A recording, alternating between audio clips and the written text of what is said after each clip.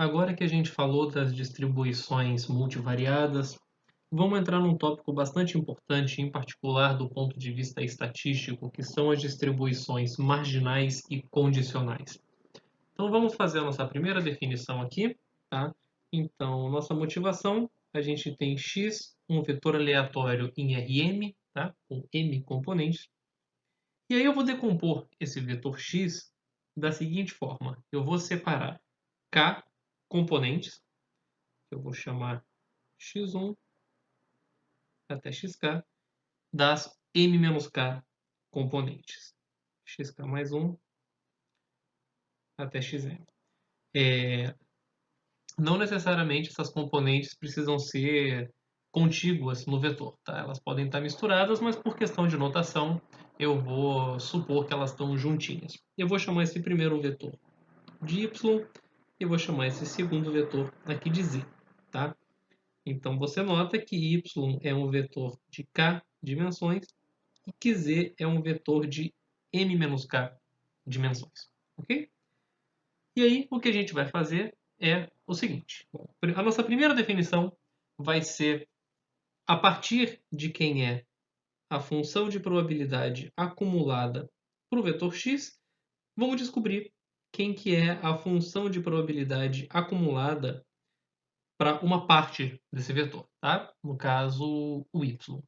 Bom, se a gente pegar uma motivação no caso bivariado, deixa eu fazer aqui um rascunho para vocês, f de xy é a probabilidade de x menor ou igual a x, y menor ou igual a y, tá?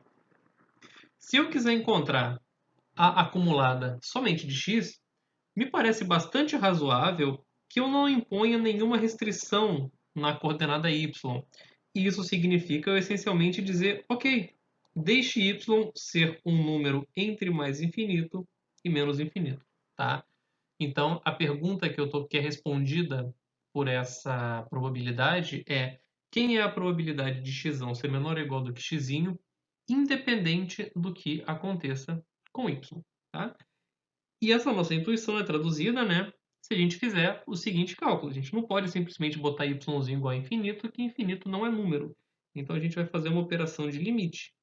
Tomar o limite, quando o y vai para mais infinito, dá probabilidade de x menor ou igual a x, y menor ou igual a y, tá? Então isso motiva a definição que está dita aí no slide.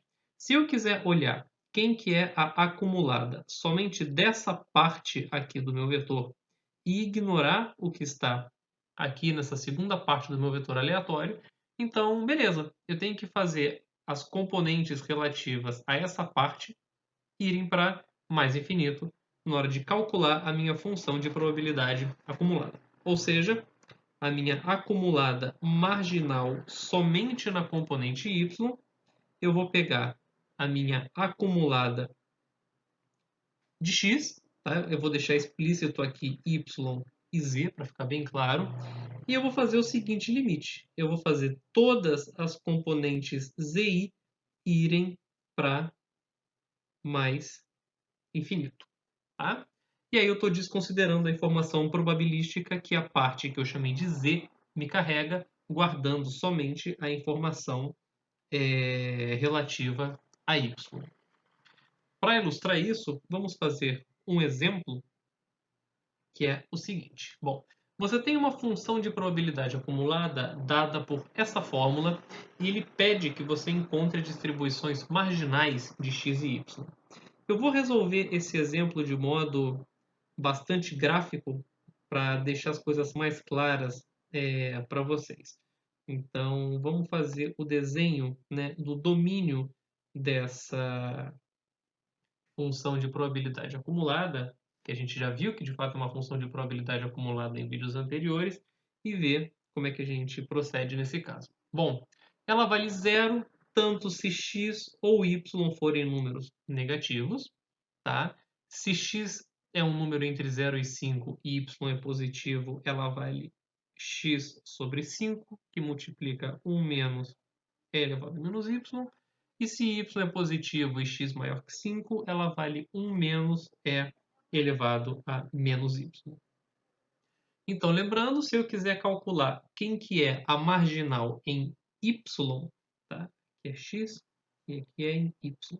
Se eu quiser calcular a marginal em y, eu tenho que desconsiderar a informação acerca de x, né? Eu tenho que fazer o limite quando x vai para mais infinito. E aí, por isso que eu gosto de fazer a abordagem gráfica, porque se você fizer x para mais infinito nessa expressão, com certeza você vai estar fazendo algo errado, porque isso certamente vai exceder 1, que a gente sabe que é o teto da nossa função de probabilidade acumulada. Tá? Então vamos fazer graficamente aqui. Bom, se você fizer x para mais infinito nessa direção, você vai observar 0. Tá? E a sua função de probabilidade acumulada vai mudar de comportamento aqui em cima. Bom, se você fizer x para mais infinito nessa direção, o que acontece? Se x é negativo, vale 0. Para x entre 0 e 5, ela é dada por essa fórmula aqui. E para x acima de 5, ela é constante e dada por essa fórmula aqui, fixado o valor de y. Tá? Então, você vai ter o seguinte valor.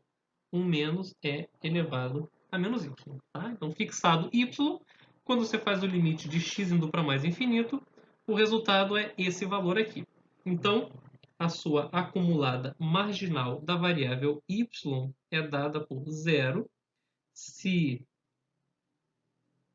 y é um número negativo e 1 menos e elevado a menos y se y é um número positivo. Por outro lado, se você agora quiser aferir quem que é a marginal de x, você vai ter que fazer y ir para mais infinito. Então, novamente, nessa direção, como já é zero, vai continuar sendo zero para sempre. Aqui, nessa região, o que acontece? Você fixou x e está fazendo y ir para mais infinito. Então, y indo para mais infinito aqui vai fazer com que você tenha uma exponencial que vai dar zero. Tá? Então, esse limite vai dar x sobre 5.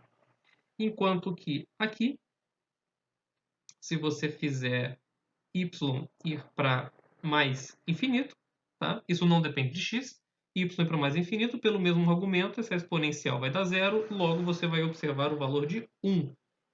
Então, a sua marginal em x vale 0 se x é negativo, x sobre 5 se x é um número entre 0 e 5, e 1 se x é um número maior ou igual a 5. Tá? E a gente consegue obter facilmente quem é a marginal, a acumulada marginal a partir da acumulada conjunta. Tá? Bom, a gente em geral tem mais interesse em trabalhar com a distribuição marginal em si e não com a função de probabilidade acumulada marginal. E bom, esses dois teoremas acabam sendo bastante tautológicos, dado a definição que a gente fez de acumulada marginal. Tá? Então, se você tem x, um vetor aleatório discreto, a função de probabilidade marginal é dada por esse somatório aqui. Tá? E a interpretação que a gente dá para isso é a seguinte: você olha a probabilidade somente na variável y, desconsiderando tudo que tenha na variável z, né? Que representa, como a gente bem viu, você tomar esse limite de z indo a mais infinito. Ou seja, você soma todas as possibilidades que z pode assumir. Enquanto que se a gente tem x, um vetor aleatório contínuo, a gente calcula a função densidade e probabilidade marginal de y através dessa fórmula análoga. Tá? Intuitivamente, basta a gente substituir somatório por uma integral. A gente integra as variáveis que não são de interesse.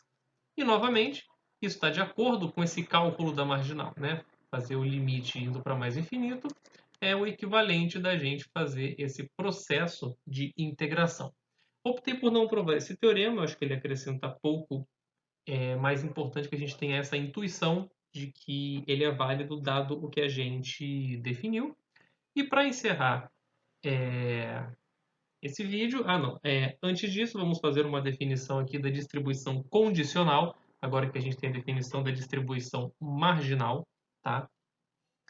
Bom, vamos relembrar então a decomposição do nosso vetor de interesse, tá? E eu posso agora fazer as seguintes considerações, tá? No caso discreto, a função de probabilidade condicional representa o seguinte, tá? É a probabilidade de eu observar zzinho, dado que eu observei yzinho. Bom, mas a função de probabilidade ela é dada exatamente pelo cálculo de uma probabilidade. Então, isso daqui a gente pode utilizar o que a gente viu no começo do nosso curso sobre probabilidade condicional mesmo. Ou seja, probabilidade condicional é a probabilidade da interseção dos dois eventos dividido pela probabilidade do condicionante. Tá? E utilizando o que a gente viu no slide anterior sobre distribuições marginais, a gente conclui esse denominador aqui. No caso contínuo, a gente tem uma diferença nas palavras que a gente define a função densidade e probabilidade condicional dessa forma. Como a gente bem viu, num caso contínuo, a probabilidade de você observar um valor particular ou observar um conjunto pequeno, dito de medida nula, tem probabilidade zero. Então, você não pode dividir por um evento de probabilidade zero. Então, a gente vai definir um análogo, no caso contínuo, ao que a gente viu no caso discreto, da seguinte forma. Então, a densidade condicional vai ser definida como a densidade conjunta dividido pela densidade marginal. Tá? E, novamente, pelo que a gente viu no slide anterior, a densidade marginal é dada por essa integral que está aqui embaixo. Tá?